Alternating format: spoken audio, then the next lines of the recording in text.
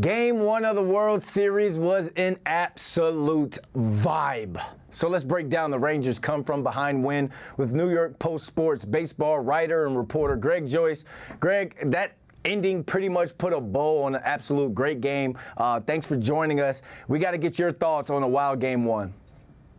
Yeah, it really was a great start to the World Series. You know, it was a matchup between the Rangers and Diamondbacks that didn't generate the biggest amount of buzz coming into the series, but you know, it delivered all of the juice in game one that you could want. You know, 5-3 going to the bottom of the ninth, one out, and Corey Seager ties it with a 2-run homer, and then you know, Adolis Garcia brings the house down in the 11th with the walk-off. So for as much talk as there was about, you know, whether the matchup wasn't a great one, or it's two teams that, you know, or at least in the case of the Diamondbacks that, you know, 84 wins, there's a lot of talk about, you know, should they change the playoff format, but I mean, one game into the World Series, they certainly delivered the drama. Yeah, forget the teams. The players in this World Series are playing lights out. You mentioned Garcia, Seager. Those two guys were game one heroes. They've both been playing some great baseball throughout the entire playoffs, though, Greg. So is it safe to say if they keep playing at that high level, then the Rangers will win their first World Series?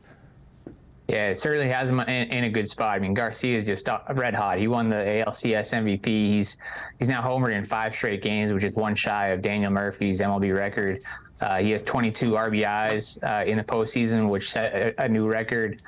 So he's, you know, whenever he walks to the plate right now, he can do some damage. And then Seager is a guy he won the World Series MVP back in 2020. He was actually here in Arlington, but it was in front of a limited neutral crowd because of the pandemic. And now he's getting to do it as a Ranger in front of a huge sold-out crowd. And he's a guy that doesn't, you know, he's normally a pretty reserved guy, but he was pretty emotional last night running down the first baseline. The crowd went crazy. So, you know, this is a team that can really slug and pitch pretty well too, for the most part. You know, Nathan Eovaldi wasn't as sharp as last night, but they were able to kind of bring the bats out late when it mattered most and get a 1-0 series lead.